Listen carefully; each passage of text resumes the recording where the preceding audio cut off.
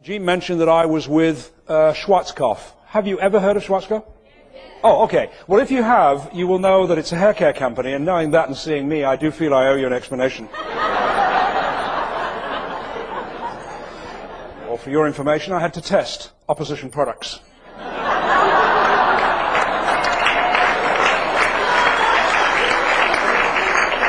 As a rescue strategy, I've just stopped using hair conditioner in the mornings in the hope that I'll get split ends. And it will then appear as if I've got double what I've got, but I don't know if it's going to work or not. Anyway, it is a pleasure to be here. Gene also mentioned that Lees has written 5 books, and you could be forgiven for saying, well, has he? I've never heard of him. Well, I have. And there are the books on my favorite topics of sales and service and management and so forth. And there's another book coming up soon called How to Be Happy Without Money. It's $120, and I do hope you'll get a copy of that. These people want to be successful. We live in a society that demands that you and I be successful. Meaning what? Well, for a start, you must live in a home that exceeds your personal space requirements by at least 7-fold. Otherwise, frankly, you're nothing. And throughout your life, you must strive to buy things you don't need, with money you don't have, to impress people you don't like. The people at the bottom see themselves as victims and casualties in life and business, waiting for whatever it is that oppresses them to pass on by and leave them alone. I want to get paid what I'm worth.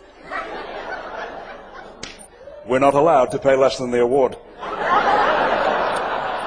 And who was it that discovered you could get milk from a cow? And what did he actually think he was doing at the time? Now the question is, why do they talk in this whining, whinging, moaning way? And I know a lot about this. I'm from Great Britain. We're world champions. How can you tell when a plane load of palms have arrived at the airport? Simple, because when they turn off the engines, the whining is continuing. And by the way, originally, I'm from Manchester. I live here in Sydney, so on the one hand, I was delighted that we had the Olympics, but on the other hand, having come from Manchester, I was somewhat upset that Manchester did not win the Olympic bid.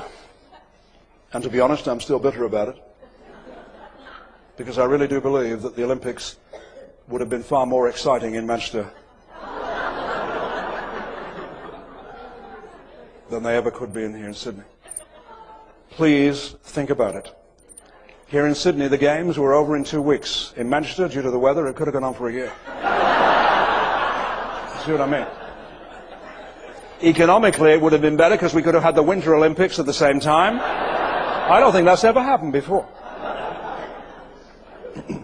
The challenge to the athletes would have been greater. When have we ever seen a marathon run in overcuts? Surely the long jump would be more interesting if they landed in a puddle. And try to imagine the tension and the excitement of sitting in the Olympic Stadium in Manchester while the javelin's being thrown in thick fog. And everybody has problems. The only people who don't have problems are dead people.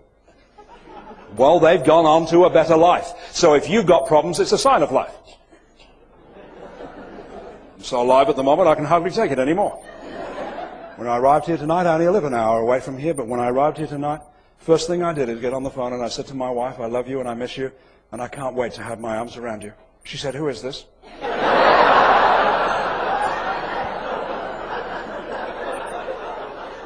Don't tell me you don't have relationship problems. We had an argument the other night that lasted for an hour and a half, but I'll tell you this, when it was over, she came to me on her hands and knees. But I would not come out from under the bed.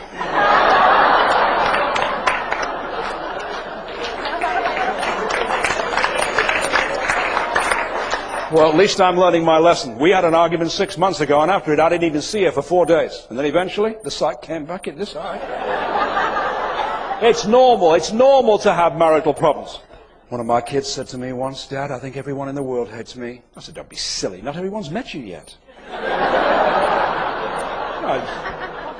People sometimes say to me, well, what fears do you have in business? And I do have fears in business. I do, honestly I do. But my great fear isn't business. My great fear, personally, I may be the only one in the room, my great fear is a man who's getting to be really old. Really old. Now, When I talk about it, I'm talking about getting into your 80s and 90s and so forth and so on. My great fear as a man of getting to that ripe old age isn't losing hair and getting lines. I hate those things, but that's not my great fear. My fear as a man of getting really old is that I know that my trousers will continue to go higher all the days of my life. This is my great fear. There's no question about it. There's nothing men can do about it. The higher the trousers go, it's a sign of age. So we must ask ourselves, why does this happen to a man? Does he arrive at a certain age where his body begins to collapse into his trousers? Does he get to a certain age where he cannot remember what size trousers he takes? This continues, you can get into your back pocket over your right shoulder. Then his tie that has known corporate freedom all his life will one day go straight down into his pants.